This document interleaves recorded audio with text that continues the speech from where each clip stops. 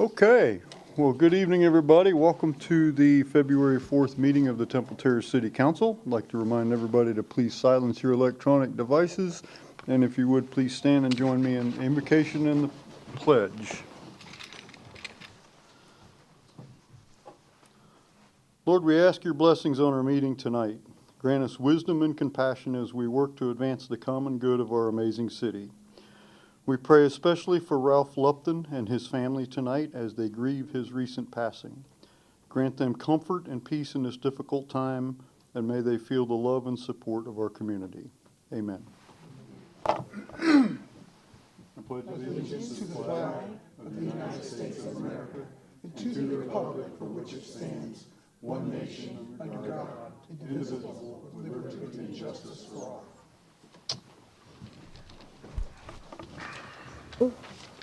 Thank you. For those of you who don't frequently visit our council meetings, we have a fairly new tradition whereby we begin each of our council meetings with an interesting or fun fact about our city or its history or the area, and we rotate that duty. And tonight it is Council Member Kravitz's turn. I believe it's your first turn, so welcome, and all yours. Just before I start, you're sure no one else wants to do this today? Okay. Thank you, Andy, for the introduction. It's going to be short, but it's going to be dense, so a little bit like fruitcake, so buckle up. All right, so as we hit our 100th anniversary, the centennial, it's worth remembering that many principles underlying our day-to-day work in City Council are thousands of years old. But the first ordinance passed in Temple Terrace was passed in 1925, and that was 100 years ago. It had to do with money. In fact, it was to secure funding for a water plant and a power plant. Those are two basic needs: clean, safe water and reliable power. Still top of mind for everyone. But what is an ordinance? Everyone who knows me knows that I'm fascinated by legal theory, so this is where the dense fruitcake part starts. At the most granular, lowest level, it's the exercise of the state's power. It's the level that's closest to the citizens. It's delegated to the city and exercised within certain constitutional and statutory constraints. So cities are navigating between the limitations of federal and state law and the practical needs on site. There's also questions of due process, equal protection, and other important principles. So that is the minimum that goes into a good ordinance. And anyone who's been watching the last few city council meetings has seen a spirited debate about fences and hedges. So what you're seeing is the hard work that goes into making sure that an ordinance really fits the needs of the citizens. So what kind of principles go into that? Part goes back to England, part goes back to the Romans. When Thomas Jefferson founded the University of Virginia, he contributed his personal copy of Emperor Justinian's Institutes of Law. That was one of the United States of America's first law schools. Roman jurists had a couple of principles that are still really relevant to us today. One of them was that legal terms have to be precisely defined so that they can be properly applied. They developed the principle that ambiguous terms render a law void. If you don't know what it says, how can you follow it? This extended to jurisdiction and also scope of authority. The next principle that was very relevant is legal reason. So they have to state in a law what is required and what is the purpose. The reasoning has to be logically sound, and you have to demonstrate necessity. Ignorance of the law isn't an excuse. That's a principle that we still uphold. That's why laws have to be understandable. Otherwise, you're setting people up to stumble over a block. And the next principle is proper authority. You got checks and balances. The Romans had 2 elected officials at most of the positions in their republic, 2 consuls splitting power. That's what inspired the Federalist Papers to develop checks and balances. Everyone's heard that term, and it found its way into our mixed constitution. We're almost at the end, folks, don't worry. Building on the Roman principle of legal reason, Blackstone, one of the most famous English legal commentators, argued that laws have to be sufficiently published and explained, which is why I'm always getting in trouble with Pam because of notice requirements. You mean city attorney Shoshone? That's right, Andy, thank you. Foundation is public notice, something we're all constantly fixated on. Any ordinance prepared in Temple Terrace must go through proper noticing to give citizens an ample opportunity to say their piece about it. Passing it in secret is prohibited. And who could forget the Magna Carta? That's about 850 years old. You find basic ideas in there that a law should be written down in a common language so people can read it, find it, and understand it. Now, we do write our ordinances in English, but of course they could still be easier to understand even today. Magna Carta also gave us due process, the idea that we have to hear people's grievances and make it possible for them to redress these under the law instead of frustrating them. And then there's also the idea of proportionality, which is that a penalty has to fit the offense. So next time you turn on your light in your house or open the tap, remember all that goes into that. Thousands of years of history into every ordinance governing every little bit of behavior in this city. That's all. Thank you. Thank you, Councilmember Kravitz. Our first order of business is a board appointment. There is one regular vacancy on the Hillsborough County City-County Planning Commission, one regular member vacancy, and we received one application from Dr. Van Linkus from USF. She is here. Would you like to say a few words, Dr. Linkus, please? Thank you, Mayor Ross, members of council. It's my pleasure to be considered for this position. I served on it briefly previously, 2021, I believe, and unfortunately that was interrupted due to an employment commitment, but I'd be very excited to serve again. I've lived in Temple Terrace for 11 years.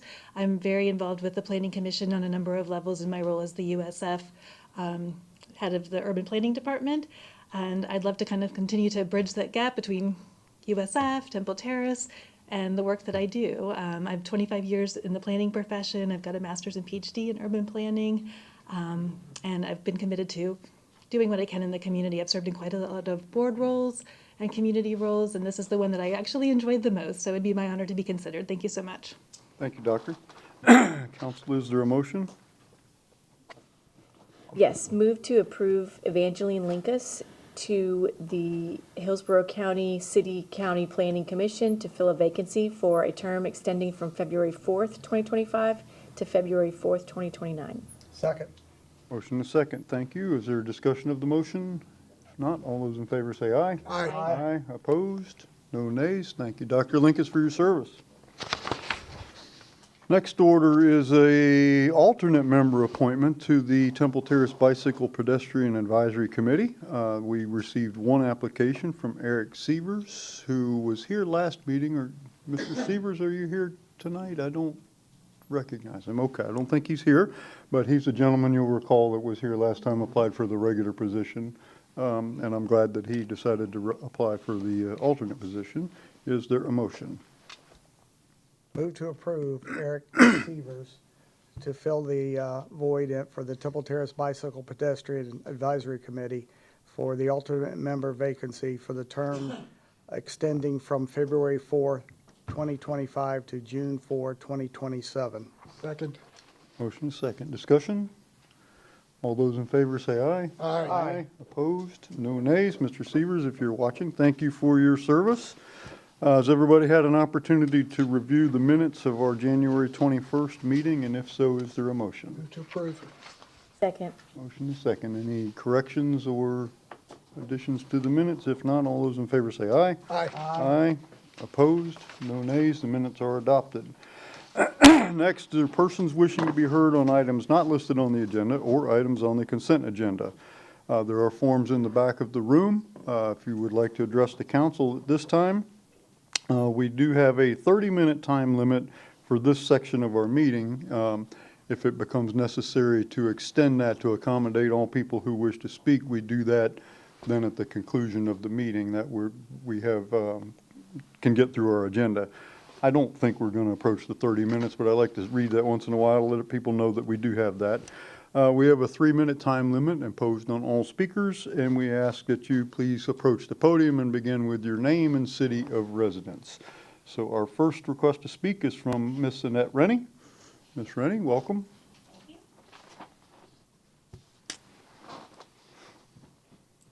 Annette Rennie, 9512 Woodland Ridge, Temple Terrace. I've been here before. I'm asking you again. We need an ordinance sign about dumping animals in front of the preserve. I know you were good enough to send me a picture, Carlos, of the one that's on the road. But what's happening is we've had 5 dogs dumped in the last 6 weeks. One which I was walking and the woman threw out and the dog actually chased her car. We need that ordinance. It might not stop everybody, but if it's there, they might think that there's cameras. They might think that people are watching.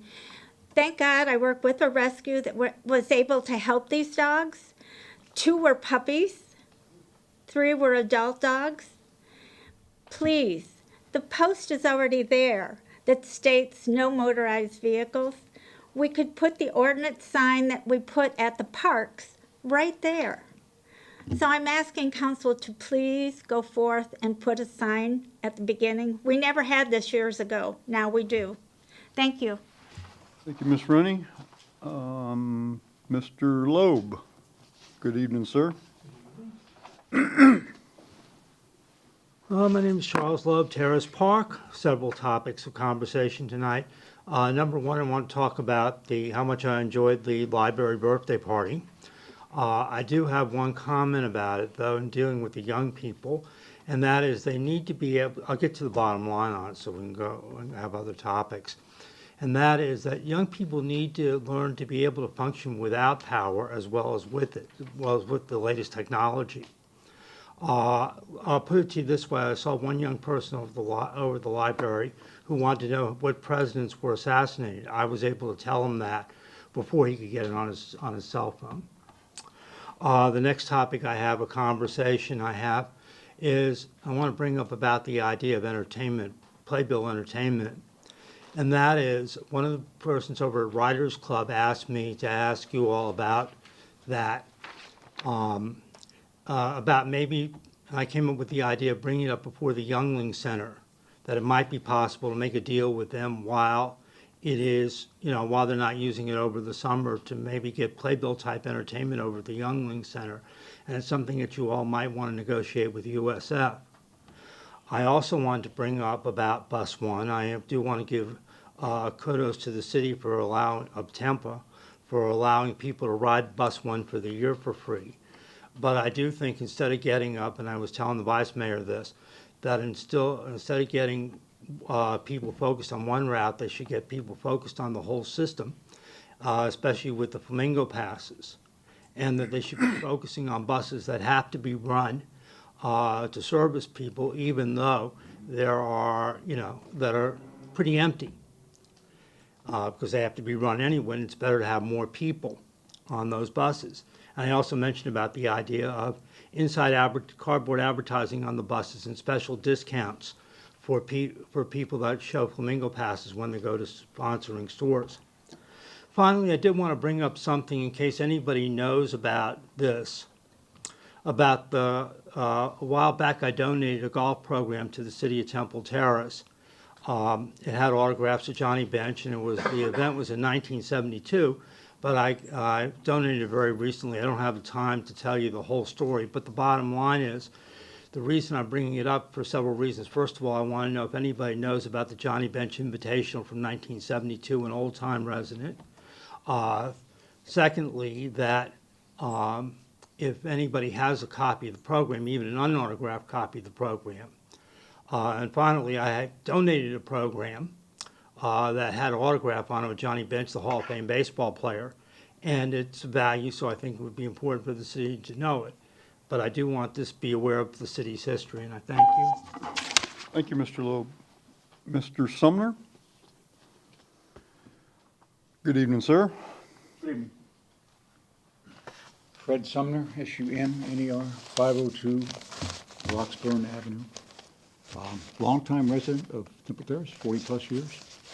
Have volunteered for Temple Terrace Boy Scout Troop and served a couple of terms on the Municipal Code Enforcement Board.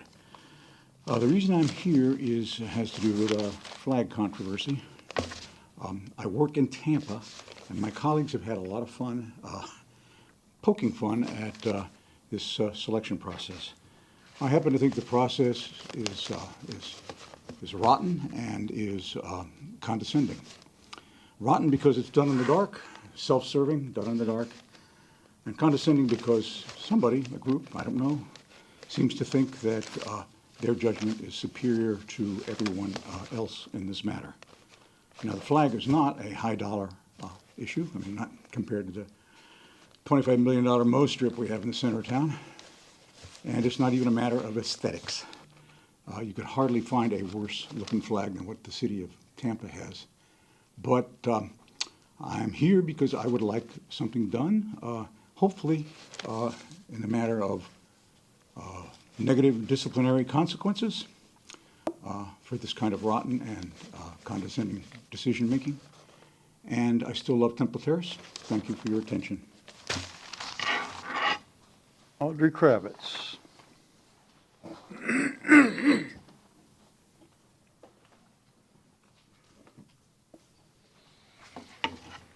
Good evening, city staff and elected officials.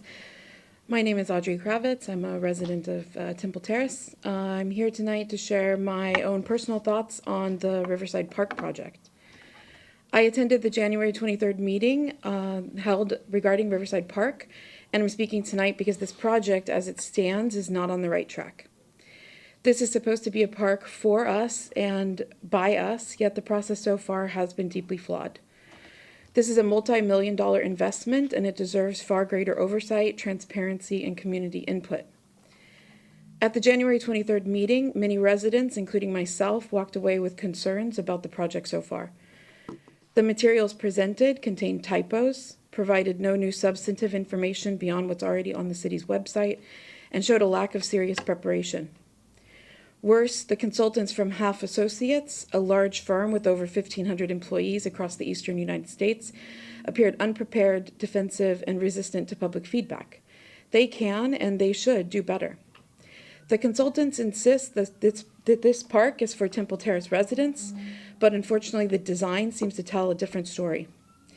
A large pavilion and an event space directly behind homes suggests a venue for large gatherings and not a neighborhood park. If the city wants an event space, why not place it in a commercial area instead of disrupting a quiet neighborhood? Consider the lot that the city already owns in the middle of the downtown development. At the meeting, both the consultants and city staff maintained that the tree canopy was a priority and that the project would not materially change the tree canopy. However, nearly every tree on that lot has been marked with either a red or an orange flag, which we learned at the meeting means that it is at risk of being cut down. Residents have not been given clear information about which trees will be removed, what the plan is to replace them. A park should enhance our green spaces, not eliminate them. This project has been presented as a local park designed to connect River Hills Park with downtown development. However, if the city government and consultants feel compelled to turn it into a prestige project, then those goals should be clearly defined, made public, and members of the community should receive more opportunity to gauge in the process. The park must reflect the needs and concerns of the Temple Terrace residents. There's also a security issue. This park already has safety concerns that were raised at the meeting, and the consultants had not even talked with the Temple Terrace Police Department before they held the meeting. There's also the issue of the budget. The project is already over 30% planned. We still don't know how it will be funded, how it will be maintained. The city's website vaguely mentions potential state or federal funds, but if those don't come through, it's unclear where the money will come from. I'm here tonight to ask residents to get involved. I urge everyone to go on the city's website and submit the survey that the city has put forward for this. Thank you for your time. Mark Fetterman. Good evening, Mayor, Council. Mark Fetterman, Temple Terrace. I'm here just to double down on my offer to volunteer to help with the flag process. Not coming to you with just the grievance, but actually offering to volunteer to help possibly lead what I'm seeing as a community-led effort. You know, we could see it within the Instagram pages and Facebook pages as well. So thank you for your effort here and hearing me out. Have a good night. Matthew Palm.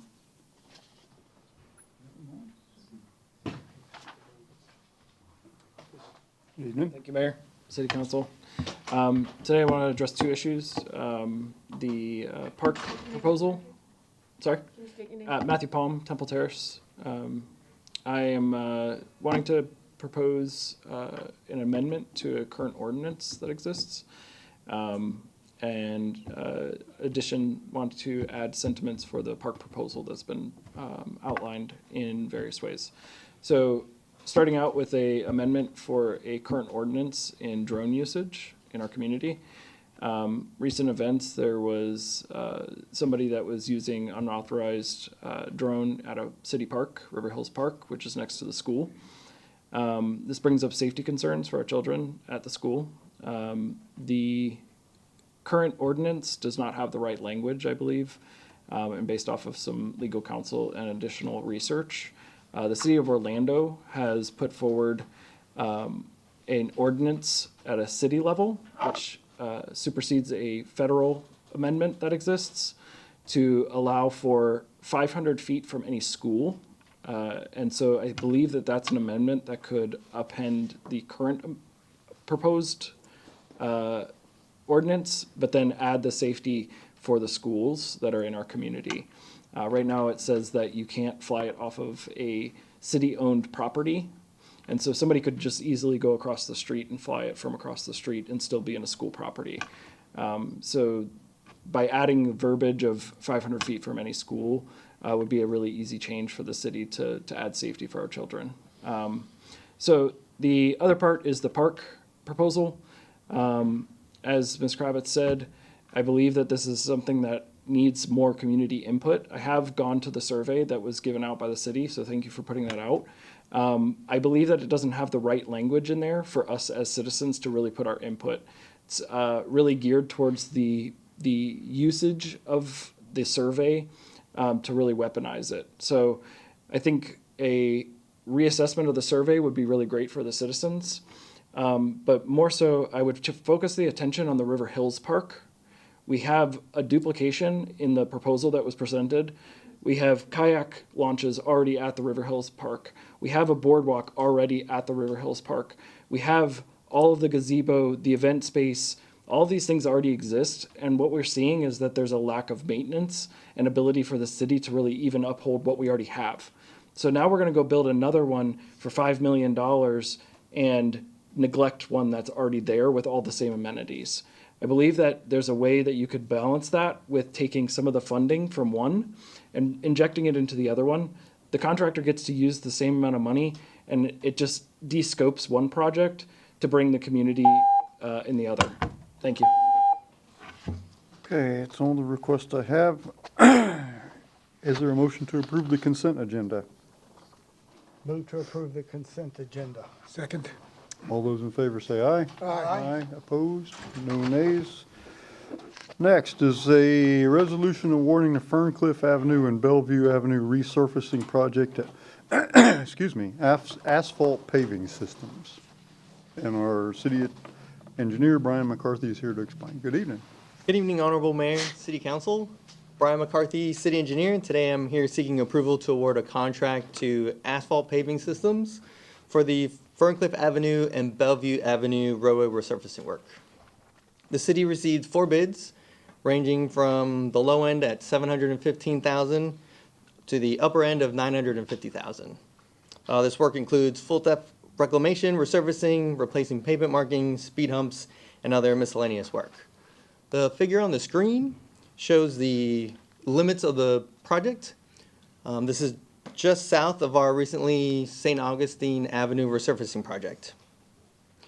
In red is the 2 roads that we're looking at resurfacing. At 2:30 p.m. today, we met with FDOT representatives to discuss the surtax dollars.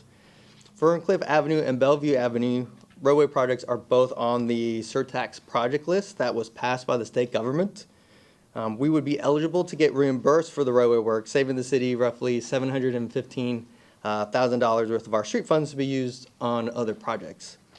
To get reimbursed, we learned that a joint agreement between FDOT, Hillsborough County, and City of Temple Terrace needs to be in place before we provide a financial guarantee to the contractor, like a purchase order or a PO. So City Council can approve the project tonight, and staff would look at issuing the PO once the joint agreement was implemented. The surtax joint agreement is tentatively scheduled for county and city approvals in the March meetings. Public Works has been in contact with our contractor since December regarding our St. Augustine Avenue resurfacing work. We have another meeting with them tomorrow to discuss this new information as well as the possible changes to the schedule. During our meeting tomorrow, staff us will continue to discuss completing the St. Augustine Avenue work sooner rather than later, but having the Ferncliff and Bellevue Avenue projects implemented after the joint agreement has been signed. This project delay for Ferncliff and Bellevue Avenue would save the city roughly $715,000. So with that, staff recommends City Council approve a resolution awarding the Ferncliff Avenue and Bellevue Avenue roadway resurfacing work to Asphalt Paving Systems for $714,875.70. I'm available for any questions. Thank you, Mr. McCarthy. Are there members of the public who wish to comment on this item? Seeing none. Council member questions. I'm going to anticipate one. So during this meeting with DOT today, we asked if we could replace these projects with equivalent projects on another road for the same amount of money because we were about to pull the trigger on this. And they said, no, you can't because these projects are identified in the state law that was signed. So if we don't use that money, that refund money, we just lose it. So anyway, questions? Yes. Yes, Councilmember Fernandez. So, first, just to walk through the process, in order to receive these funds, the county commissioners need to create an agreement with FDOT first. Yeah, just walk me through the process. Sure, so we anticipate, so FDOT actually has the agreement. There's a draft that we have not yet received, but we were told we should be receiving it shortly. I believe it's going to be the same agreement that the county is going to receive. The county staff has given FDOT the note saying that the county commission plans to review this in March. They've asked us if we would bring it to our city council also in March. So basically, both parties would be, assuming the council approves it, and assuming the commission approves it, I wouldn't see why they wouldn't look at it positively. We'd basically be agreeing to the same thing. We don't have the details of what's in that agreement, but I would imagine it's the way FDOT explained it to us this afternoon is there's $8.8 million allocated to the city of Temple Terrace. And once the agreement is in place, it would be the umbrella agreement governing that in perpetuity for the use of those dollars. There's no sunset provision to those dollars. So if it takes us 3, 4, 5, 10 years to get through those projects, this is a pretty long list, we'd have that ability to do that. But we could not commit, if we commit any dollars, like we actually give the contract a notice to proceed before that three-party agreement is signed, then those dollars would be lost. We couldn't use the surtax funding to offset those dollars. Okay, so another question then is, since there must be other jurisdictions or other projects within the county and city of Tampa as well, are we going to have an issue with scheduling with this particular contractor or any contractor? Because if all of these, every jurisdiction is going to be needing to agree at the same time, and if they've got projects in process or soon, we're all going to be trying to get them done at the same time. So I think there could be a chance of that, but I just want to reiterate the list that we have. For example, I can only speak to Temple Terrace. I didn't look in much detail with the county's list or Plant City, for example, or Tampa. But these are long lists. There's no way that the municipalities or the county has the capacity, I think, to hammer all of these things out in the next 6 months. These are going to be years in the making, probably, for a lot of these entities. So could there be a little bit more movement in the contractor market? For sure. I don't know that would necessarily mean that we're all going at the same time in the next 30 days, potentially, to get a contract lined up. In our case, we have the advantage. We have the contractor lined up and ready to go.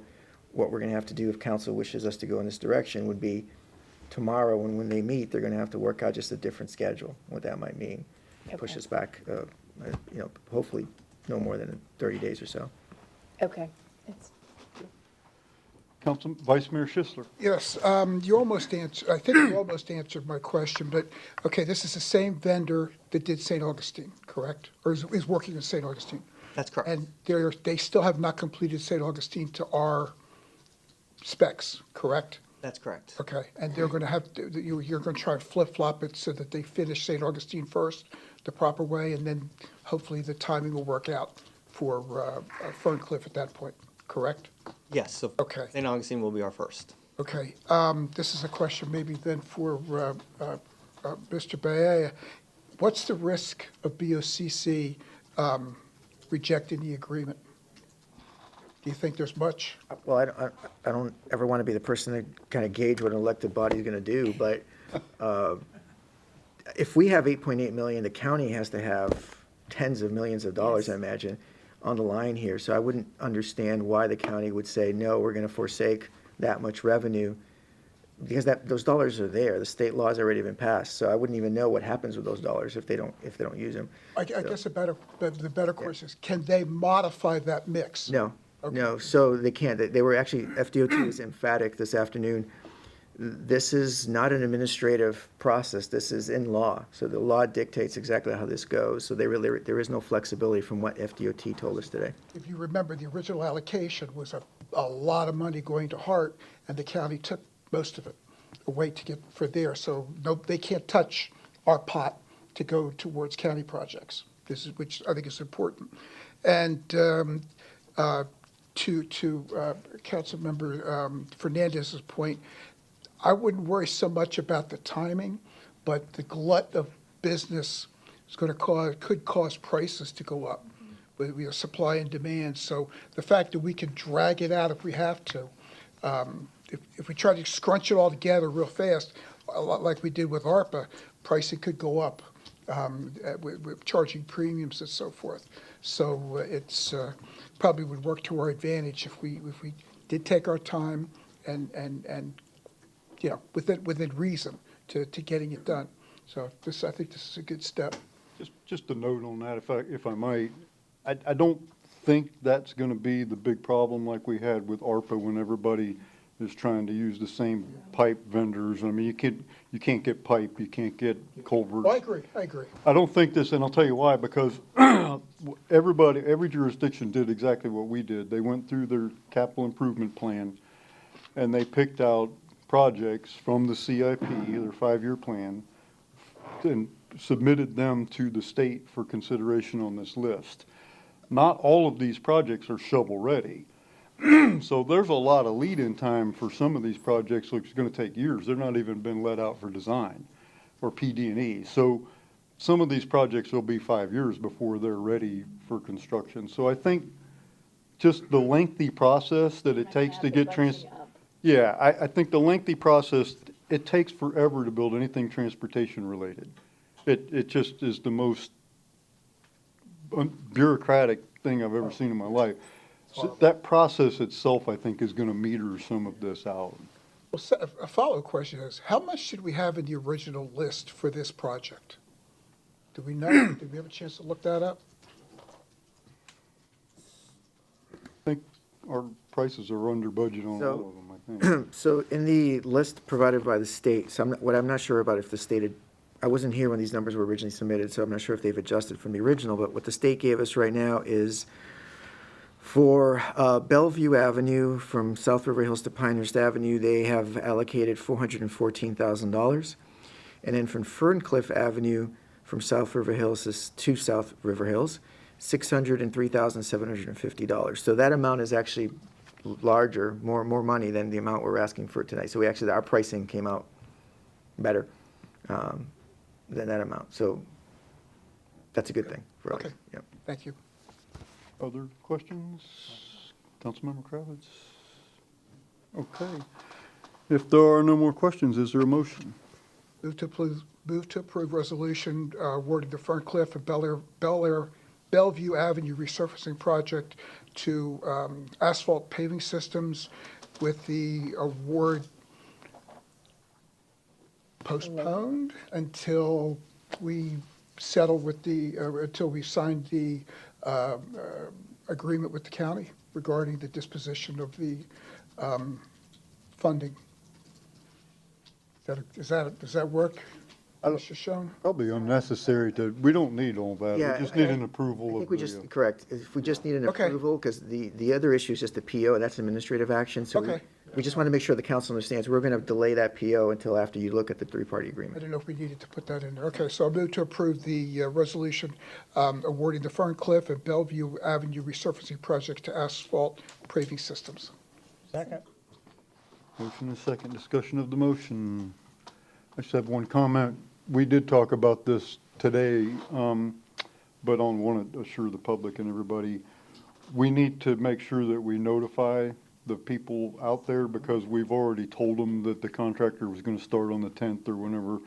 And I think in light of this, we have good reason for the delay, but I don't want to I've personally told some of these people they were going to start on the 10th, and now we're not. So we'll do that. We'll put it out not only electronically, but we'll do door hangers to let everybody know kind of what's happening. We'll a letter together and put it on everybody's door in these two corridors. Any other discussion? If not, all those in favor say aye. Aye. Opposed? No nays. Resolution is adopted. Thank you, Mr. McCarthy. Next is a resolution authorizing payment to Tampa Crane and Body for the emergency purchase of a commercial sanitation truck. Our Public Works Director, Jason Warren Felts, is here to explain. Good evening, City Council. Jason Warrenfeldt, your Public Works Director. Seeking approval for a resolution to purchase a roll-off truck for the Commercial Sanitation Division. This is falling under an emergency purchase due to the aging fleet and as you know, we've added over 40 commercial accounts to the list of what we service. The aging fleet is defeating us a little bit by significant downtime. So this emergency purchase would allow us a quick acquisition of a truck in 60 days to keep our fleet running and keep the customers provided with their service.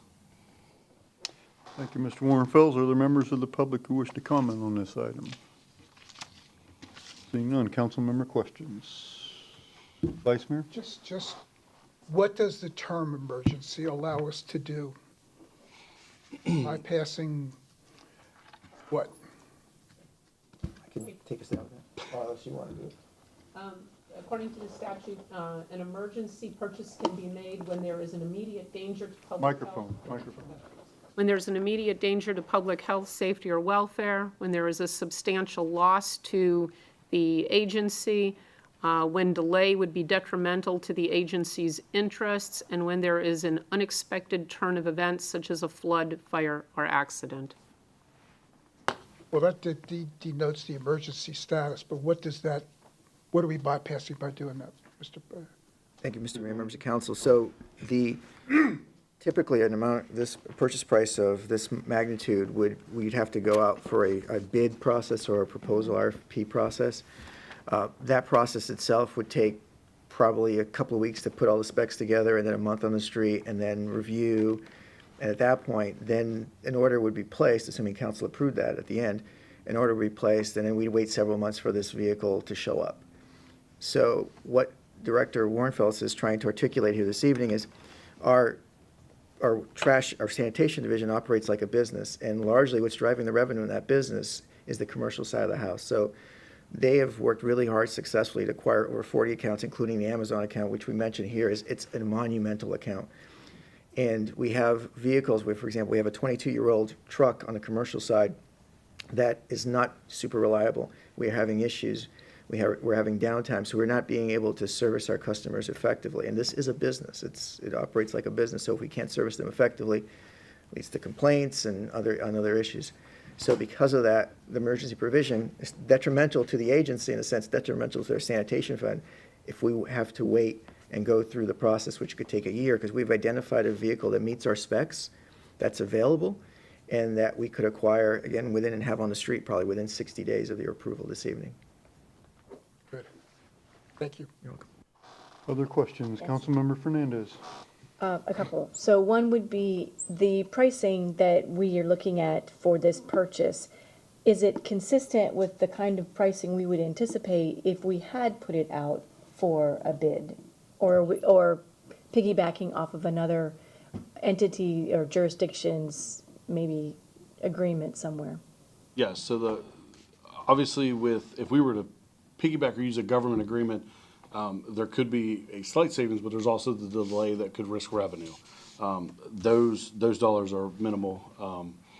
So yeah, the pricing was compared to other vendors if they could get this on a contract on an extended period, and it was very similar. Okay, so then my other question really has more to do with longer-term planning.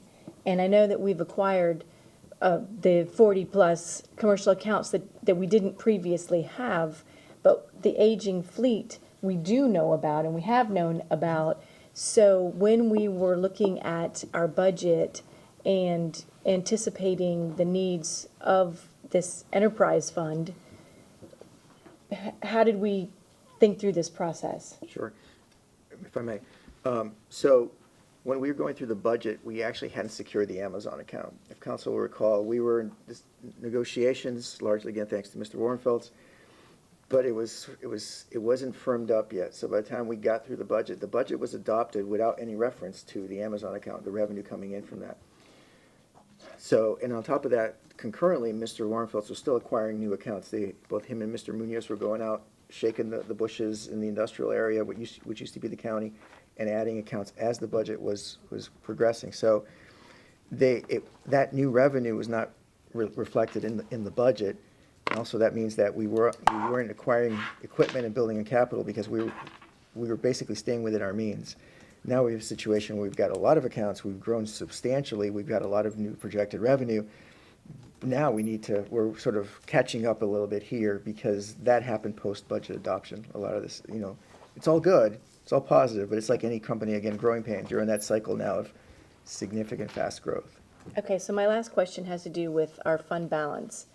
And for those in the audience who don't realize, governmental enterprise fund, which this is, has to operate as a business. So the revenues have to come in and cover the cost to operate. And part of that cost to operate is not just your ordinary day-to-day expenses, but it's also replacement vehicles. So I just want to make sure that, because we have had some issues in the past with our enterprise funds, that we had not set fees appropriate or commensurate with the expense in order to have healthy fund balances, and then we've had to increase our fees in large quantities instead of having done it gradually over time. So I just want to make sure that we are, even though these accounts didn't exist when we were budgeting, et cetera, and we've got this expenditure, that we are, our fees do provide, and this expenditure will not impair the fund balance that we're working towards. Questions? Sorry. If that's Councilman, City Manager. If that's I can frame that, I think, as a question. Okay. I think that's what you're asking. So the anticipated revenue from the new accounts and the Amazon account, for example, we looked at that. So if the council approves the expense this evening to acquire this vehicle, it'll be pulled from the reserves. But we've looked at it, Finance Director Ingram has looked at it, and we anticipate year end that we'll have more than adequate revenue, new revenue coming in during this current fiscal year to offset the amount we're pulling from the reserve. So there should be no negative impact financially on the fund at all from this acquisition. Is that correct, Mr. Ingram? Can you nod yes if that's correct? All right, for the Okay. record, he's nodding yes. So. Okay, thank you, that's it. Other questions, council members? To refresh my memory, it was in the backup material, and you told me also this week. How long would it take to pay for this truck? Didn't you say like 3 months of revenue will pay for this truck? No, that was the containers. Oh. Containers. So so revenue, the revenue projections are up. To actually pay, if we used revenues to specifically pay for this truck, I would anticipate 8 to 9 months if we only used the revenue to pay for that truck. But we still have other bills to pay. We still have it, yeah. Okay. Good. Other questions? If there are no other questions, is there a motion? Move to approve authorizing payment to Tampa Crane and Body for the emergency purchase of a commercial sanitation truck. Second. Motion and a second. Discussion? I'd like to say one thing. Sure. Vice Mayor. Thank you. You were able to respond quickly to a situation, and that's admirable, and I think you've done your homework and did a good job. Thank you very much, all your staff. Very good. All those in favor say aye. Aye. Opposed? No nays. Thank you very much, Mr. Warrenfeld. Next is a second public hearing and second reading of ordinance 1579, creating Article 5 trespassing under Chapter 16 of the Code of Ordinances. I will open the public hearing and ask our Deputy City Attorney, Ernie Mueller, to explain. Good evening, Mayor. Good evening. Council. Ernie Mueller with the Legal Department. As the mayor stated, I'm here to present an ordinance for second reading on trespass on public property. We have the, okay, thank you. Now, as a reminder, let's see if I do this right.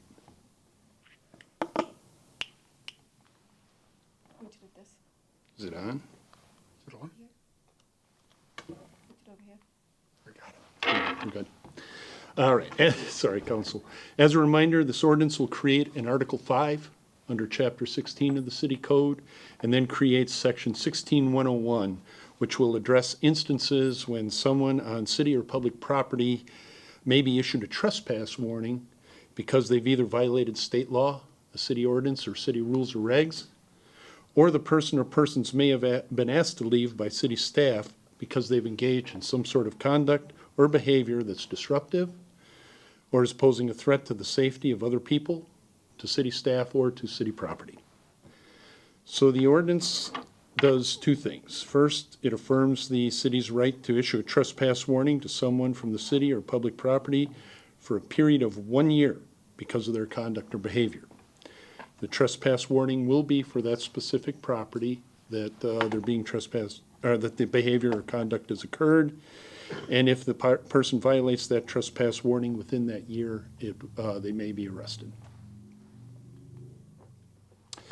Second, and as we discussed during first reading, trespassing someone from public or city property may implicate someone's constitutional rights. So this ordinance is establishing an appeal procedure for that trespassed individual. The appeal will be to the city manager or his or her designee, and that is some language that's been added in between first and second reading.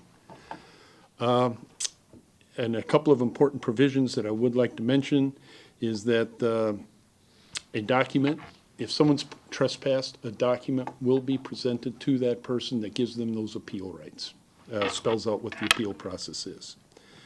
During the pendency of a trespass warning, the city manager or his or her designee may authorize an individual who has received a trespass warning to enter the trespass property or premises to exercise their First Amendment rights if there's no reasonable alternative location to exercise those rights, or if they need to conduct necessary municipal business.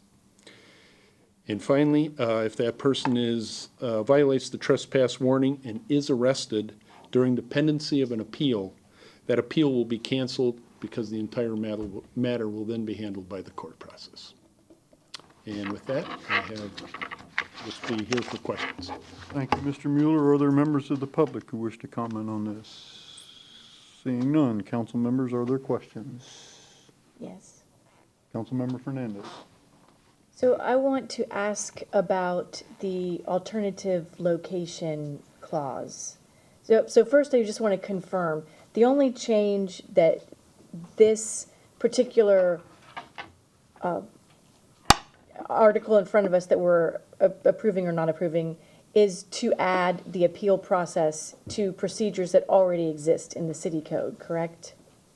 This is a new city code section. We don't really have anything that addresses trespass on city or public property. But there's a state law. There is, yes. Okay, so this is basically for us to put a process in place to give citizens an appeal process that we didn't already have the structure for. That is correct. Okay, so then my question has to do with the alternative location. And that is theoretically, as long as you're not being violent or potentially harming somebody or walking in the middle of the street, your First Amendment rights allow you to express your opinion anywhere. So is that just because, is that phrasing just because somebody may have been, I don't want to say a danger, but whatever behavior had been deemed to be unallowed in that location, and so they were issued a trespass notice? Is it just because of that behavior that led to that notice that they couldn't then exercise their First Amendment right in that specific location and they'd need to go to a different location? I just want to make sure we're not telling someone that they can't be in a particular place and we don't have a good rationale to back it up. I'd like to try and answer that probably with an example. Okay. Okay, for example, if for some reason here during a city council meeting, someone gets trespassed because of their behavior, but yet they have a constitutional right to address their elected officials. If there's no other way for them to be able to address the city council, the city manager or his or her designee could allow for them to come for that specific purpose, and it would be limited, and then they would have to leave again. Okay, that answers my question, yes. Other questions, council members? If there are no other questions, I'll close the public hearing and ask the clerk to read the title of the ordinance. An ordinance of the City of Temple Terrace, Florida, creating Article 5 trespassing under Chapter 16 of the City of Temple Terrace Code of Ordinances, creating Section 16-101, trespass on public property, authorization to issue trespass warning, appeal process, providing for severability, repealing all ordinances or parts of ordinances in conflict herewith, and providing for an effective date. Thank you, Madam Clerk. Is there a motion? Move to approve ordinance 1579 on second public hearing and second reading, creating Article 5, trespassing under Chapter 16 of the Code of Ordinances. Second. Motion is second. Discussion of the motion? Not. All those in favor say aye. Aye. Aye. Opposed? No nays. The ordinance is adopted on second reading. Thank you, Mr. Mueller. Next is the second public hearing and second reading of ordinance 1578 approving, approving a land development code amendment regarding the regulations of fences and walls. I'll open the public hearing, and our community development director, Greg Pauley, is here to explain. Good evening. Good evening, Mayor, Council. I'm here tonight again with ordinance 1578, which is amending our land development code, specifically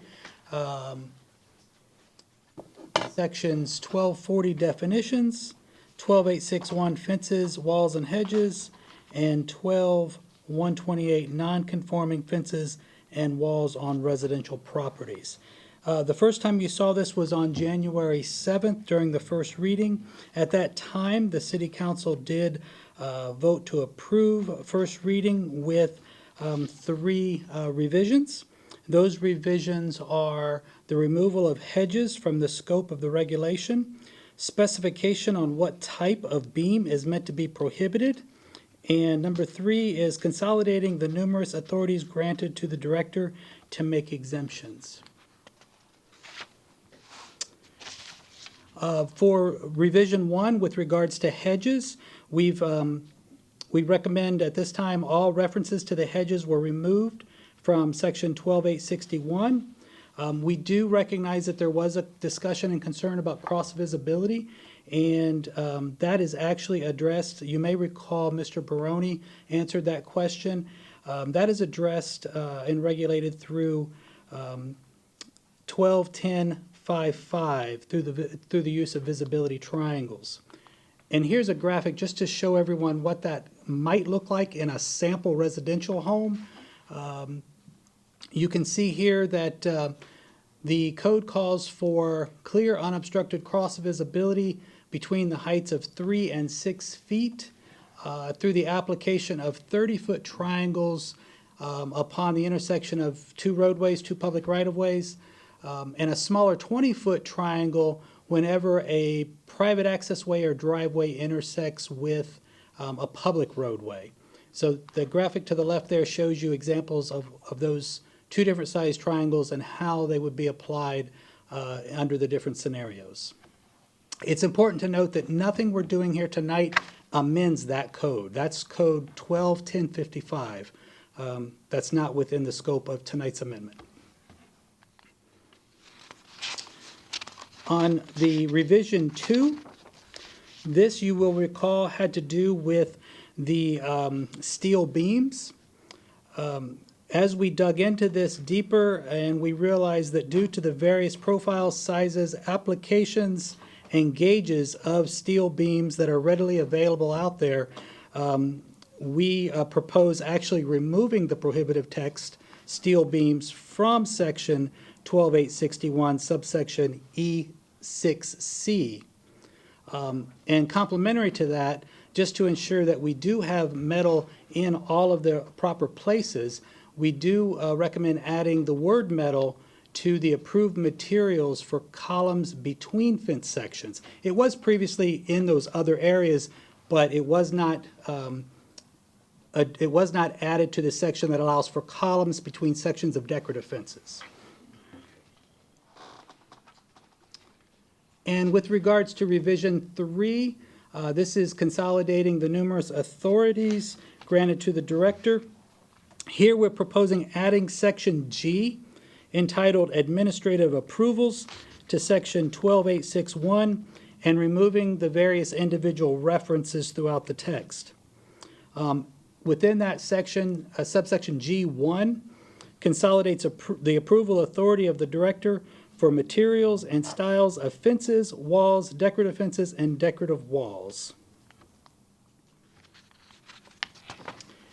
And also continuing in that same section, subsection G2 authorizes the director to decide which front yard determination option to apply whenever standard methods within the code yield conflicting results. The graphic on the top right there, the little drawing of the home, traditionally a home is addressed with the front yard and the front of the house facing the same direction that the driveway accesses from. This example shows you what a corner lot would look like if it had side access coming in from a different side. There are clauses within the code that allow for either the front yard to be the direction the front primary structure is facing, or where where the property is accessed from. So there are scenarios that this could be conflicting with each other. So what this does is it simply allows the director to look at this and make the determination that, in this case, the front yard is the direction the front of the house is facing. Next up on that is removing the director's approval discretion from 12861 with regards to subsection E5 regarding printing and art on fencing. That's, you may recall, that's the same section that talks about the finished side of the fence must face outward, and then anything that's printed on or painted on has to face inward. And that just takes the director's discretion out of that approval process. And in addition to what I've shared with you thus far, there were a couple of other changes to section 1240 under definitions. You may recall that the graphics that I showed last time had a couple of corrections realigning the front yard and the side yard. What this text does is it cleans up those definitions as we discussed them on January 7th for both the rear and side yard to correspond with what that graphic is now showing at the right. Additionally, we also had a bit of discussion regarding replacing text in the definition of a yard. The former text was "and other landscaping" to replacing it with "or other landscaping." So that change has also been made. And finally, within this section, updating all grammar, conjunctions, punctuation, formatting, and numbering to support the most recent proposed changes. And finally, with regards to section 861, we had a couple of very minor modifications here as well. We added the word fencing for clarity to section E4B, which refers to fencing around vacant lots. The second sentence of that section now reads, decorative fencing is not required, but fencing must allow for unobstructed visibility. Previously, the word fencing shown with a double understrike there was not included. So we simply added that word in 2 places within that statement. And lastly, we added a subsection titled deviations under subsection H. That was an existing subsection. It simply was not properly subtitled or subsection titled. And then again, we updated all the grammar, conjunctions, punctuation, formatting, and numbering to support the most recent proposed changes. All of those details are included in the multicolor markups that's in the backup material. And with that, I would be, first of all, thank you for your time, and I'm pleased to answer any questions you may have. Thank you, Mr. Pauly. Are there members of the public who wish to comment on this item? Seeing none, council members, are there questions? Questions? Vice Mayor. 2 things. Number 1, under revision 3, where there is, what will be the criteria? You said that the director will have the option of deciding which is really the front of the house or the front of the dwelling. What kind of criteria would you use, for example? Those 2 options that I referenced are actually listed within the text. The first one is it reads to the effect of the direction the primary structure faces or will face once constructed. And then the second one is the access point, talking about which way the driveway or access point enters the property. Now, in that scenario I shared with you, that one was relatively easy to look at, but if you take that same model sample home and you tilt it at a slight angle and have it facing towards the corner as opposed to a definite north or south, that's where the conflict may occur, because it's not always clear. And we do actually, believe it or not, we have a couple of homes in our community that actually do, I'll use the word canted. They have been placed canted on the lot, and they face more towards the intersection as opposed to a definite main street or side street. Does that answer your question? Yeah, I mean, we run the risk of that could possibly change with whoever's sitting at your desk, no? I mean, I'll use for example, I rarely go in at my front door. Now, I have both of them face the same direction, but I use my garage more than I use my front door. So if I had the side way, then, could it be one way for one house and another way for another house, or? Well, keep in mind, we're talking about a determination of the front yard. Understood. Because once the front yard is determined, then everything else falls in to that. Okay. So we would look at those 2 that are provided, the direction it's facing or should face or will face once constructed, and then the direction it's accessed from. So that's 1 and 2 in that order. Okay. And if we do have that scenario, such as the canted property or any irregular shaped property, that has come up a couple of times where, most of us live on parcels that have a front, a back, and 2 sides. But some parcels are not, some parcels are shaped like a pie cut, some parcels are shaped more circular in nature. There's just some differences out there. And this simply allows us to look at our standard and apply the best application of our standard to a parcel that doesn't necessarily fit a cookie cutter design. Okay, thank you, that answered my question. Now, the second question is a little bit different. Ed, are we allowed to bring up an issue that was in the first reading? Well, we're going to have discussion when there's a motion made, so I don't know. It's a question. Okay. I'm dealing with side yard fences, okay? Is there any way that we could touch on that and make sure that we're all on the same page as to what it's going to be? Particularly on a corner lot, I'm sorry. We're dealing with a corner lot.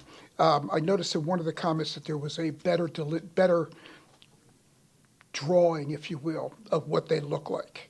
And I want to make sure that we're all on the same page as to what that's going to be. What's going to be allowable as opposed to what's allowable now. Well, and I'm going to try to answer the question, fine. but if not, we can maybe find an illustration that might answer it better. The definition of the corner yard is what governs that side yard fence on a corner lot. Right. And that does allow up to a 6-foot fence, I'm sorry, up to a 7-foot fence on that side, on that corner yard.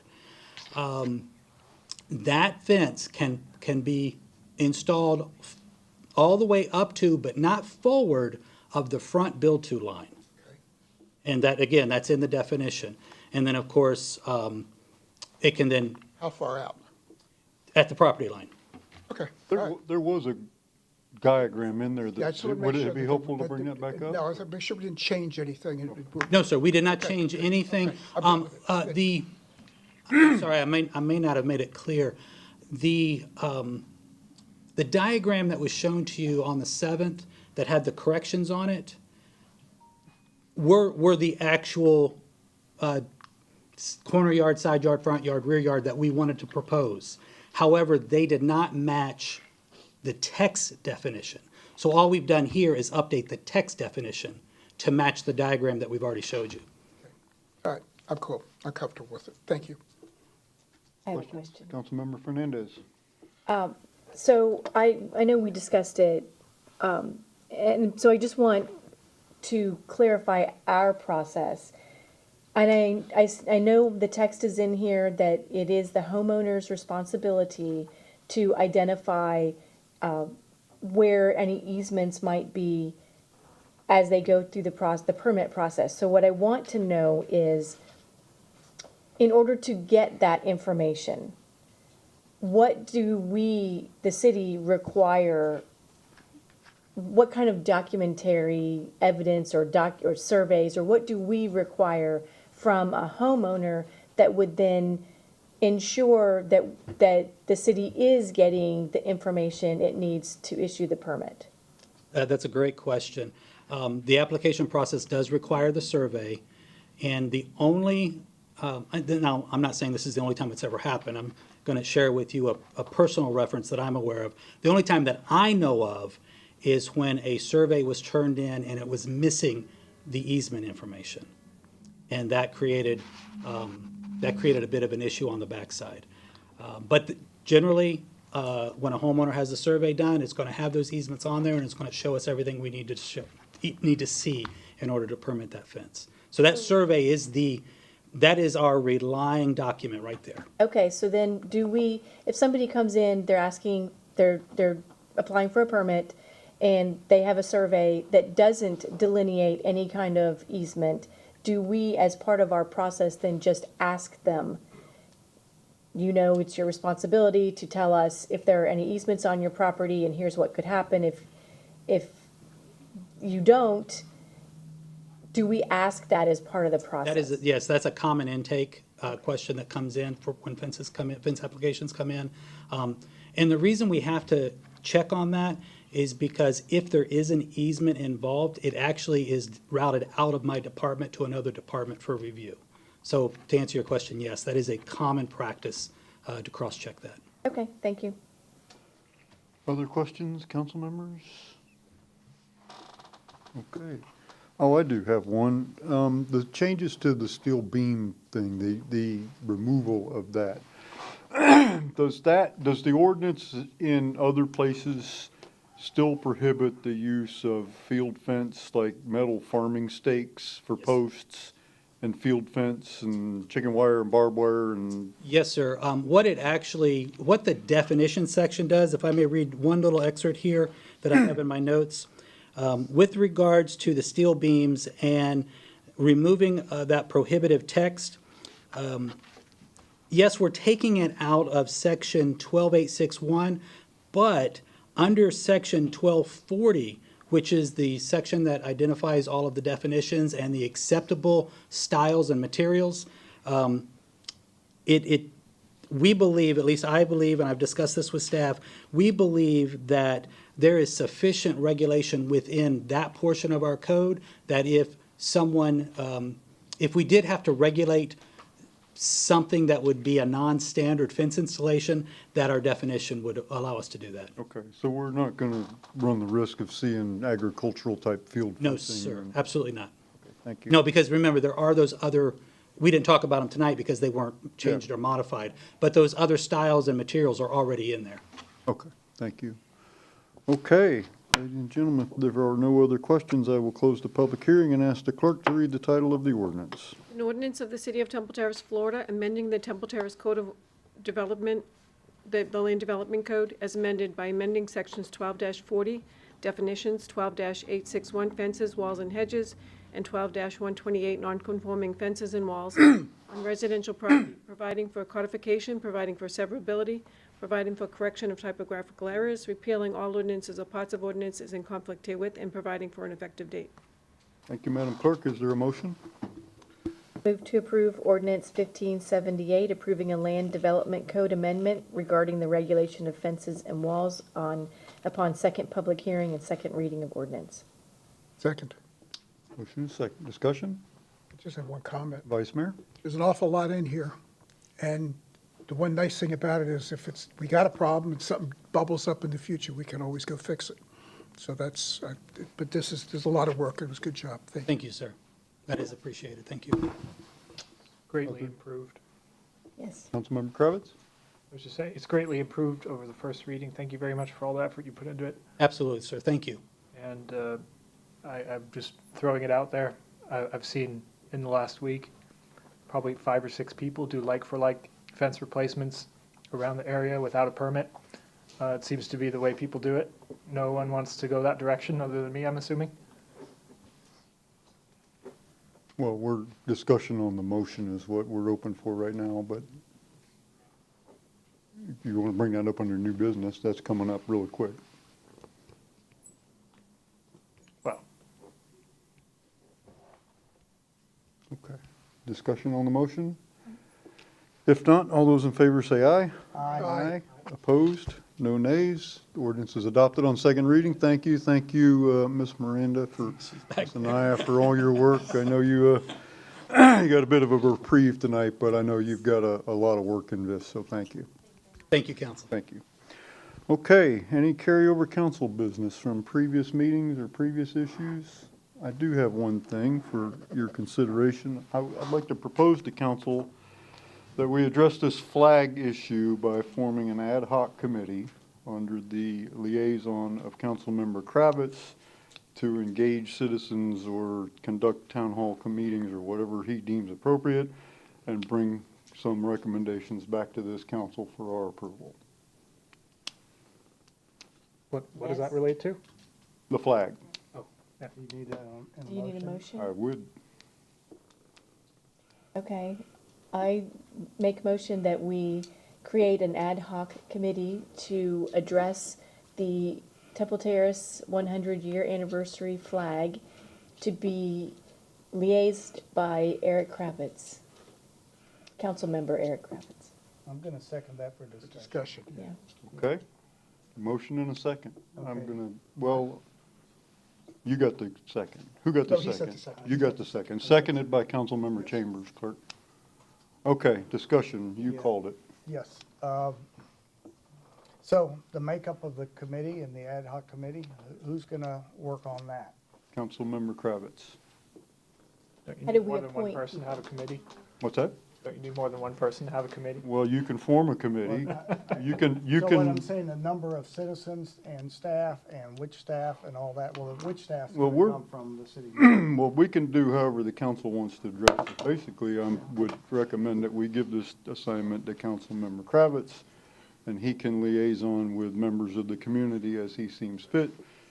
Staff would support him by making public buildings available if he wants to have community meetings with people to get input or communicate with the arts community or really however, because we've got, if we want to do a flag, which is again, I don't know if we still want to do a flag or we just want to give up on it, that's fine too. But if we want to do a flag, and if we want this flag by May 3rd, we don't really have time You're right. to spell out, we're gonna have 5 members, we're gonna have people apply, we're gonna. Yes, But correct. it would be May 3rd before we'd ever get the first meeting off the ground. And so, I think Councilmember Kravitz seems to have a lot of has a lot of energy on this issue, and so you can go and liaison with whoever, Mr. Fetterman and those in the arts community or you can do another contest if, whatever.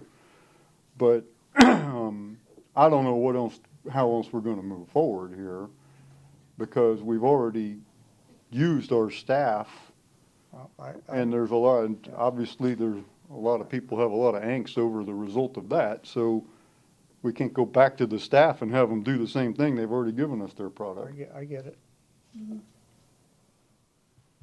Yes. I have, your motion called for a centennial flag. I don't think, we already have a. The city flag. No, she said centennial. So I would amend it to be city. Okay, that, Okay. Okay. I didn't catch that. Thank you. yeah, that didn't. I'm just afraid, and I understand the timing issue, and I understand how we're trying to get everything done, but this could become like herding cats. And I don't know, who you're going to get involved with it, what rules are they going to have to follow, and I think it becomes something that my opinion, would be quite unmanageable with this, it's already the beginning of February. We're just talking about a No, flag I know, design. It's I know, not, we're not, My thought is, I think we put out the request, the call to the public to send in your flag designs and, possibly interact with Councilmember Kravitz through the process. And then they come in front of us in a public setting and show us all of the different choices, and maybe council narrows it down to 3 flags or something, and then we have a community vote. I mean, we can't even find the first flag for the city, so it can be changed, I'm sure. If you're going to put together a committee, there should be some guidance as to who is on the committee, rather than selecting one council member to make a committee. okay, forget the committee then. Okay. I just think we need to let Councilmember Kravitz run with this and bring back some designs for us to consider. We already used up our staff for this. We didn't get anything back that was acceptable. And they tried to make this into something that was acceptable. They brought it to council. We put it out to the public, which is why we didn't adopt it when they brought it to us. We didn't adopt it that night. We put it out to the public. And now we're being accused of all kinds of underhanded, sly, corrupt activity it's a flag. It's a flag, right? There's no ill intent here. There's no devil in the details. There's nobody trying to scam the citizenry by coming up with a rogue flag. It's a flag. We don't even need a flag. I almost regret bringing the whole idea up, because I think I was the one that brought it up. I should have left it alone. But if we want a flag, we need to get somebody who's empowered by the council to go engage the public and come up with this. I think the issue that a lot of people had was not so much that we put the design out, it's more that nobody came to a public forum with choice 1, 2, and 3, where people could look at it and say, I like all of them, I like none of them. Okay, well, we can do that. That's all. I think that's really where it is. And we can do that. So, I'd be happy to do it, but can I pose a question to a member of the audience here? I suppose. Fred, you complained, you gonna help me with this? Sure. Okay. So, all right. Okay, so So would you restate the motion? Let's just eliminate the whole committee thing. Yes. Let's just task Councilmember Kravitz with working with the community and bringing back some concepts for us. I think the goal would, from my perspective, to be, do you want between 3 and 5 designs? Is that sort of where we're at? Or how many would you Sure. like? I mean, that's what I would see. Sure. Okay.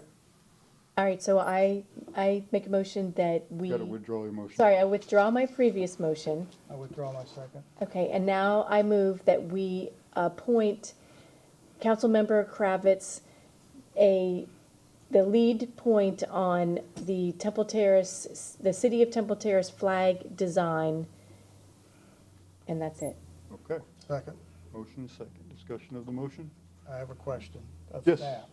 Absolutely. Back to the May 3rd deadline, to the marketing staff over there, if you know somebody, how long would it take to make a flag once a design is approved? So giving them some backstory to when we have to have this design approved by. Because we've had flags made, but they were the centennial flags. May I? Yeah. Yes, Council, I'm sorry. I don't know if we have an answer for that tonight. We're happy to look into this Well, you tomorrow. need- I'm just saying, if we want it by May 3rd, the committee needs to Not know committee. when, the what? The not The not committee needs to know, Well, I think Councilmember Kravitz knows the Yeah. goal, the deadline, Yeah, and as I long mean, as- if he yeah. can move with that speed, if not, he'll tell us, Okay. you know, it's not. Give me a date, I'll have it printed and ready. I don't have a date. I'm just No, I'm trying just to help get a Well, date. remember, it's gotta be approved first. Yeah. Okay, I'll no, have the good. designs I anyway. had my question. Okay. Further discussion of the motion? If not, all those in favor say aye. Aye. Opposed? No nays? Good luck. Thanks for the work.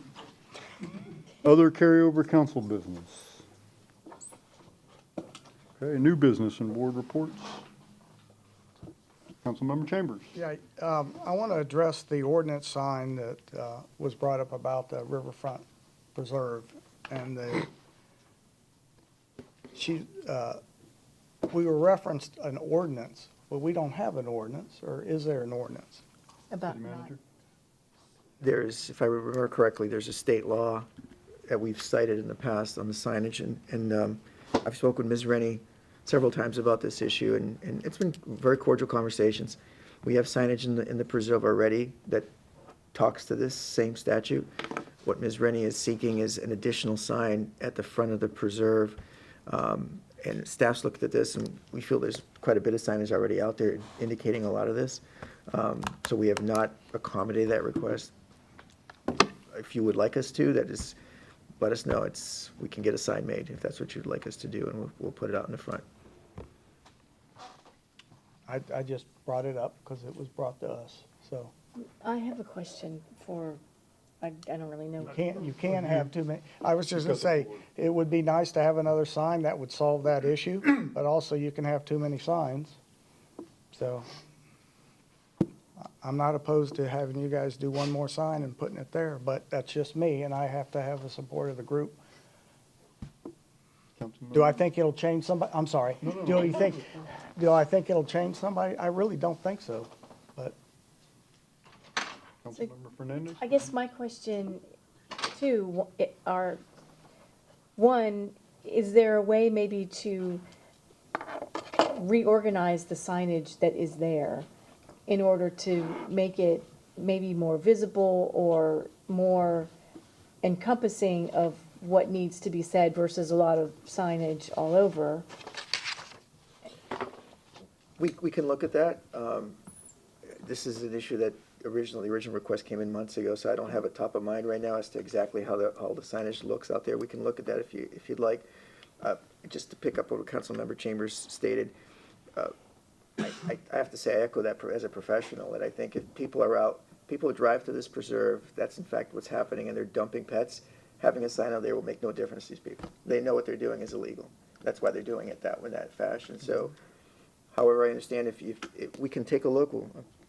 Mr. Langfield's nodding his head too, so we'll look at the total signage just to see if there's a more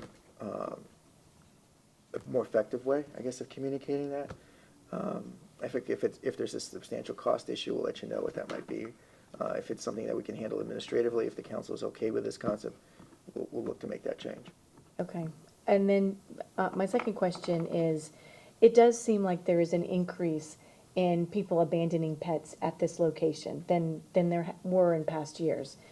Is there any kind of animal rescue organization or something that maybe would want to volunteer on an ongoing basis? I mean, I know Miss Rennie, she walks in the park and she sees this, it's not her mission. I don't know, I mean, it's city property, but would it be possible that maybe there's a partnership with a local animal rescue organization or something that makes it easier, because I agree, I mean, these people, I mean, anybody who can abandon their pet and actually have the pet chasing the car is probably not going to respond to a sign, but I don't know if there's something that a local rescue organization that the city wouldn't mind having as a partner in this process. We'll look at that. I'm sure there are. I'm sure there are organizations. I know Ms. Rennie's mentioned when she's involved with it, it seems like there's some sort of at least an informal organization that she's affiliated with. We can look at that if there's literature that these organizations have precisely for this matter. Maybe there's something we can incorporate into even to our social media, our website. Yeah, we can do that. So that was it. New business. I lost my train of thought. Vice Mayor. Yeah, to your point, Councilmember Fernandez, they may not have signage, but they may have alternate ways that we can help to reduce the number of people doing. Maybe there's programs that have been tried somewhere else that we can do, but 6 dogs and five dogs in 6 weeks, that's a lot. Yes. But I have two quick questions. One regarding the drone issue. I don't expect anybody to answer that tonight, but can we find out?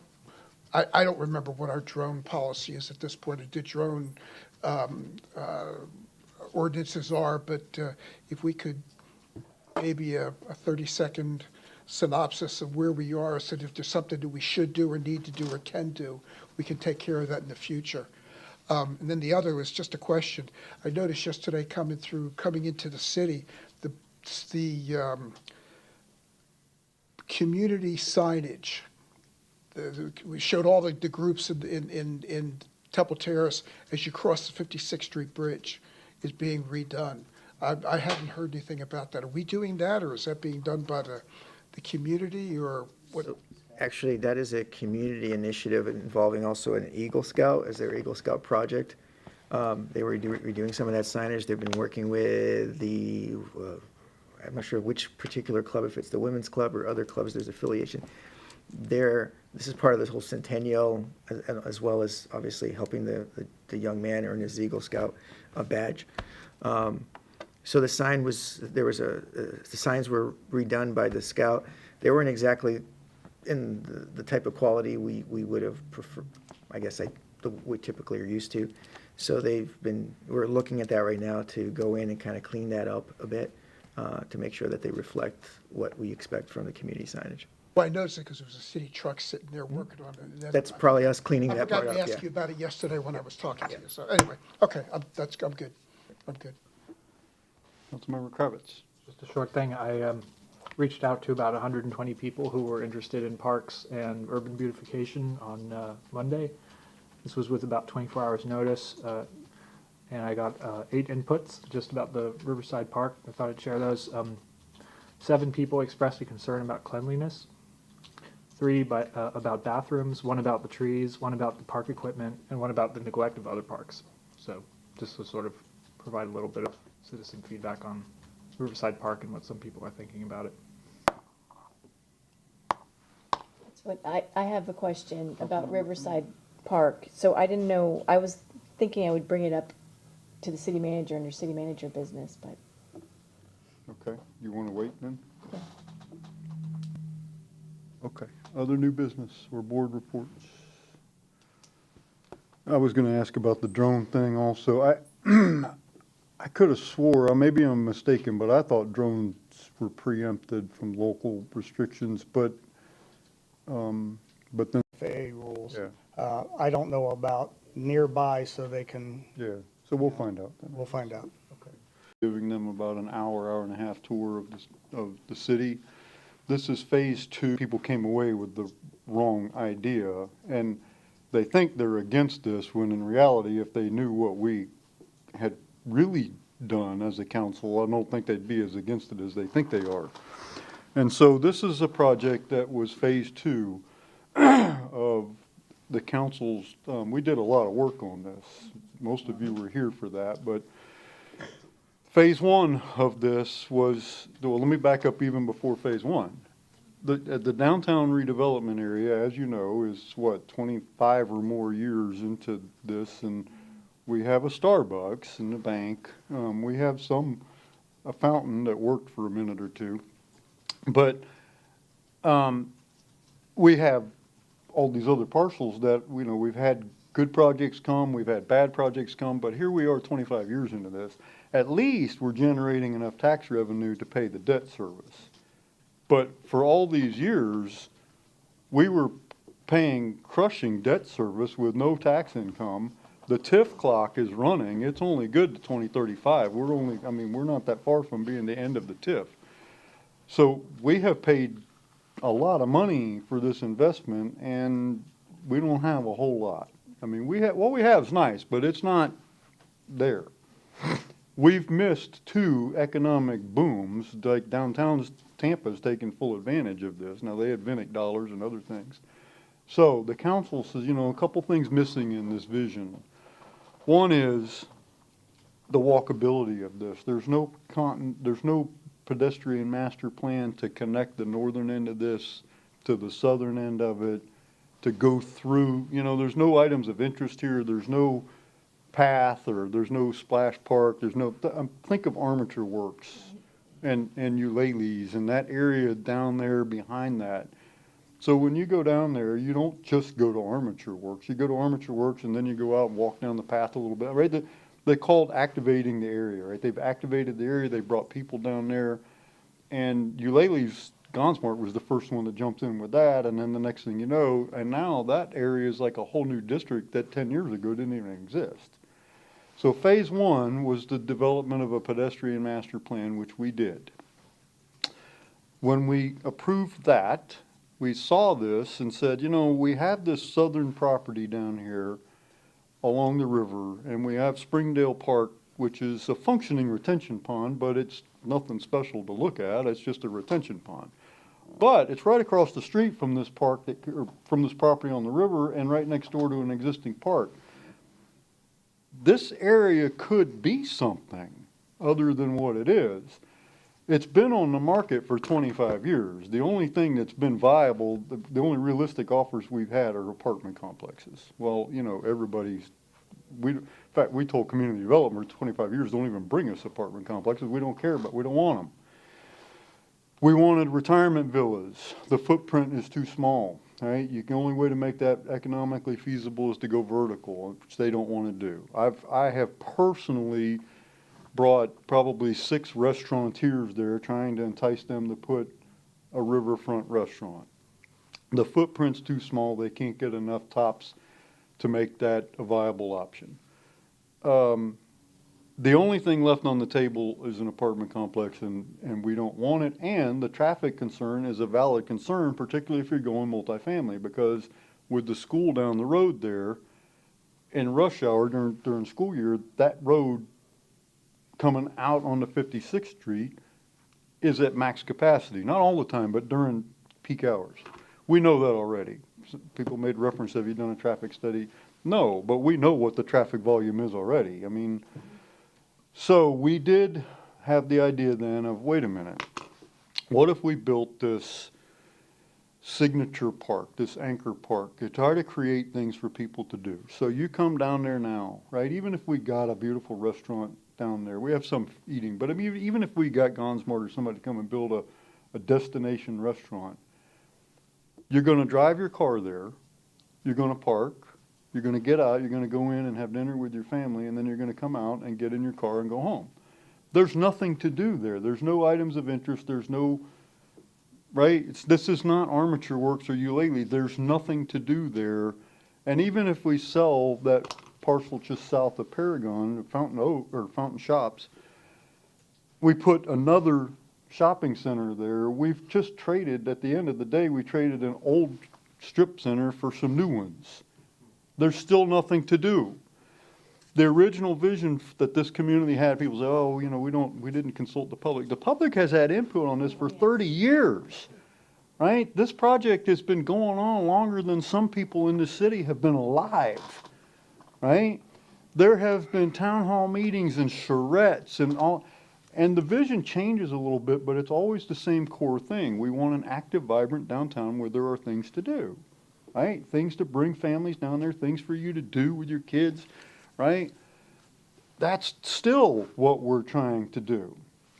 And so we came up with the idea, well, how about we put at the southern terminus of this pedestrian master plan, we put a signature park, like the backside of Armature Works or Eulali's. We put items of interest down there. Originally, I wanted, stupid idea, but it was mine, I own it. I wanted a band shell so we could have like concerts down there and stuff. We could move some special events down there. Well, we went out and met with the residents. You were there. We did a posted public meeting, and we walked around with some of the residents that live close to there, and they told us, hey, whoa, whoa, whoa. You know, that's my bedroom right there, right? I mean, I don't want concerts down here and a band shell and all that. That's not, right? We realized that this is kind of close to them. So I withdraw my, I thought that sounded like a great idea. They thought differently. Okay, that's what we do. If I lived there, I probably wouldn't want that either. I remember at tour you were saying this needs to be a passive use, right? We can't, not a lot of amplified music. We don't need to bring 500 people down here, right? This has got to be passive kind of use. We've always talked about a canoe launch down there. We talked about the ability to rent a boat, so you don't even have to have one. You can have one. If you own a boat, you can take it down there, but you can also go, hey, let's, after dinner, it's a beautiful night, look at the river, it's gorgeous, let's put a credit card in here, drag a boat out and go kayaking for an hour, right? And put the boat back in, we're done, we go home. There's stuff down there to do. So the consultant the other day didn't talk about any of this. They talked about the park. They didn't talk much. Somebody asked a question and they barely answered it about, well, what about Springdale Pond across the street? And their answer was, well, we're going to build a sidewalk on the other side of the pond so you can walk around it. No, we're going to do a lot more than that. We're going to build a path around this whole pond. We're going to have a fitness stations around there for people that want to go down there. We're going to have a gazebo on the northwest corners in the plans with a little courtyard. We plan to activate that area also and have this one park that's at the southern terminus of the pedestrian plan that connects to the downtown. They didn't talk about any of this. And we were very disappointed in this, but I think a lot of people came away from this with the wrong idea. And through no fault of their own, the consultant didn't paint the whole picture. And so I am still excited about this project. I think we have the money to pay for this, and people have said, oh, you're being deceptive because you're not telling us what the funding plan is. Well, we don't know exactly what the that's not how this works. So let's just say it costs $5 million. We got 3.4 set aside now. We have some more sitting in unassigned fund balance, which will be increased even more at the end of this fiscal year.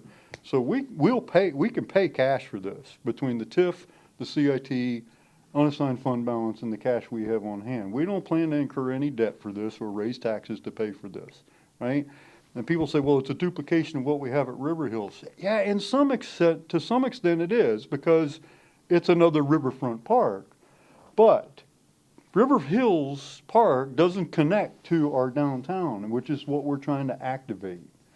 And so I'm still passionate about this project. I'm sorry that it was very terribly explained to the public.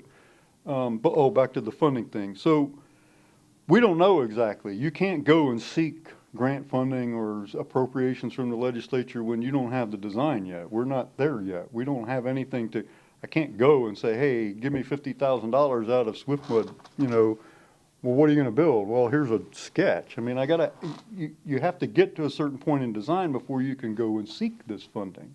We aren't there yet. So you can bet that when we get there, that we'll be chasing money. I mean, will we get it? I don't know, but there's DNR, there's EPC, there's SwiftMud, there's all kinds of people that are going to get sick of hearing from me asking for money for this. So I don't know what the funding package is going to look like yet, but you never do. And Tampa didn't know what Julian B. Lane was going to look like when they They didn't know how they were gonna pay for the Riverwalk. That took 4 mayors' administrations to get through, to get the Riverwalk done. These things don't happen like that. You don't have everything, and it's okay that there's some dissension in the public and there's some skepticism, and after the presentation, I can understand it.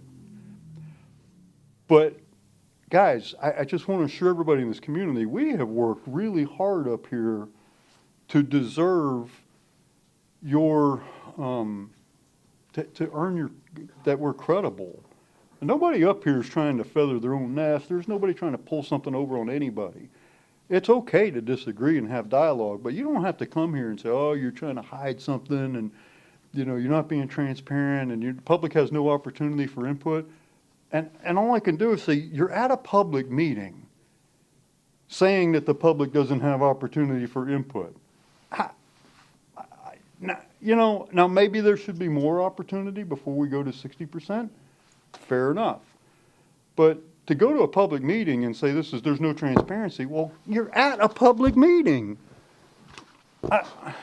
So there is nobody's trying to hide anything here. So the consultant did a terrible job, but I think this is a good project.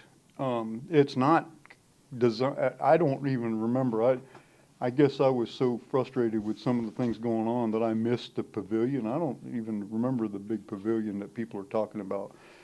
But it is supposed to be a passive park, and if I miss that and there's a big pavilion designed for concerts and stuff, then we don't need to do that.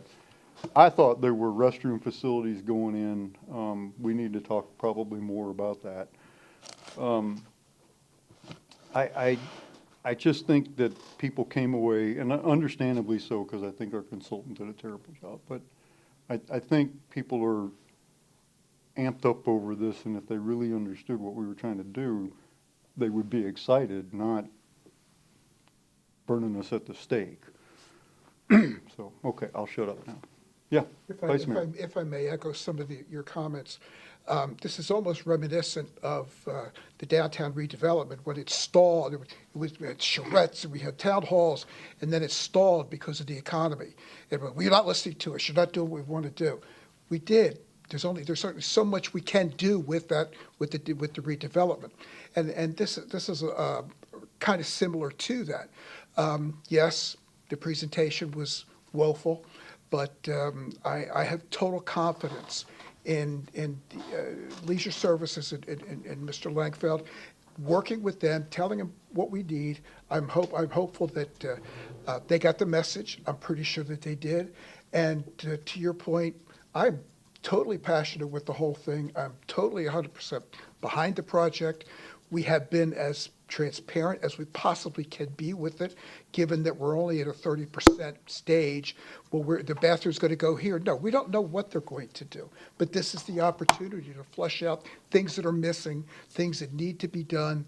They're not making a presentation as to what the blueprint looks like. And people have to remember, the goal is to bring this from Boy Scout Park all the way up to across the street from the library.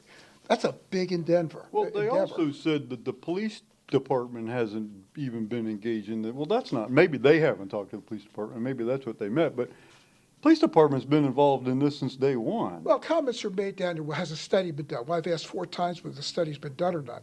It's part of the plan, it's part of the process. And, I mean, I was at the meeting also, and okay, well, maybe we don't have any additional bathrooms in this preliminary design. Okay, that's something that we need to work with. But this is a fluid process, and it's going to change a little bit. It'll be morphed by the time it's finished. We know that. It's just the way it does it. But to your point, yeah, we've worked really hard on this entire the concept and the project, and staff. I have total confidence that Carl will beat up the grant process. They don't let grants go. If it's available, they'll pull it out of somewhere. So I'm still 100% behind the project, and I think that it's moving in the right direction.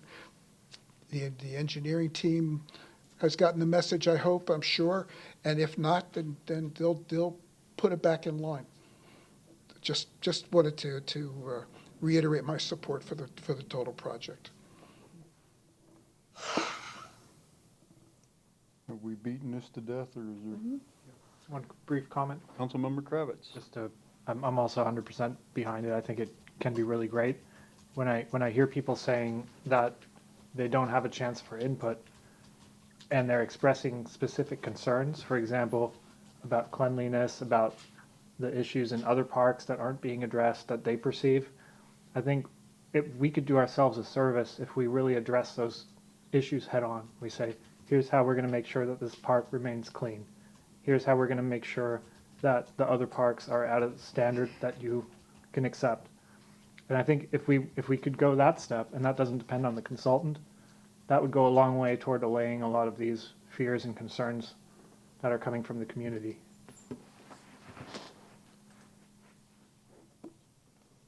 Okay.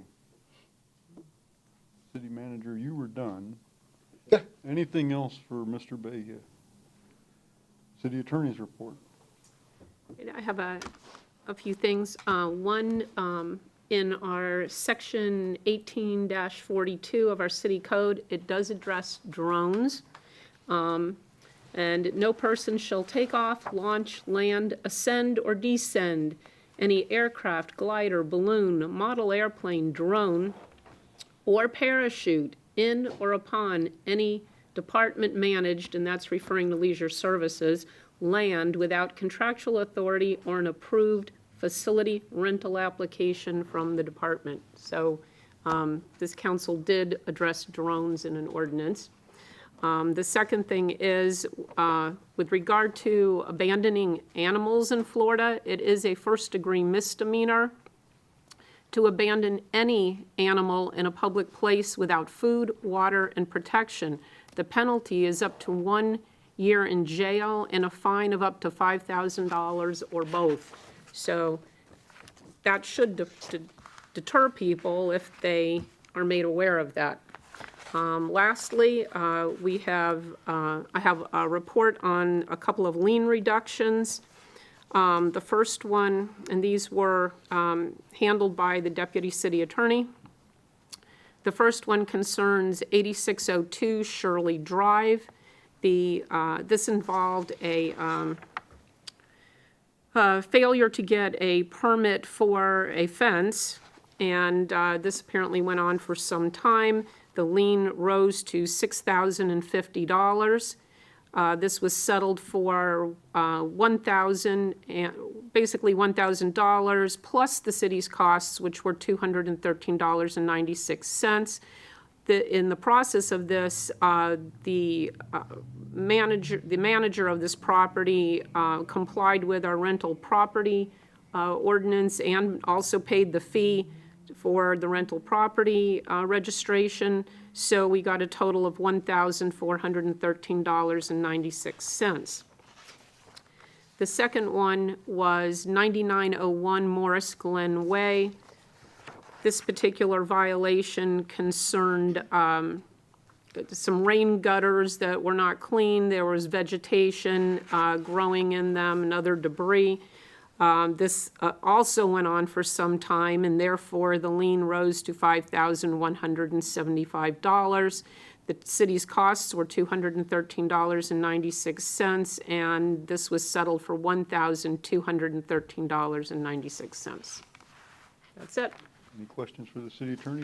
Vice Mayor. Two questions. Number one, regarding the lien reductions, I know at the beginning I was against the process of letting the attorney do it, but I think it's been handled very well, and very glad that you guys are doing it, and hope it continues forever and ever, because it makes life a lot easier on this side of the desk. Thank The you. second comment is going back to the drones. I don't want to beat it to death, but doesn't address the school issue. Yeah. Can we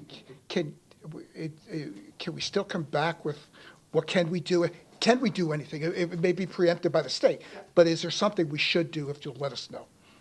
We'll research that and we'll Okay. let you know. That was my concern. Other than that, great, thank you. I'd like to be able to follow up with that speaker tonight and tell him, okay, there's already stuff in place that, you know, or there's not, and maybe that's a gap, I don't know.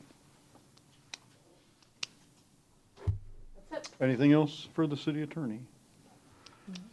Any other business to come before the council? Anything else? I know Nobody's going to raise their hand over here, because your colleagues would kill you at this point, I know, so. Thank you again for all the work you do. Please pass that along to your staff. We sincerely appreciate it, and we don't take your work for granted, so thank you. We will be adjourned.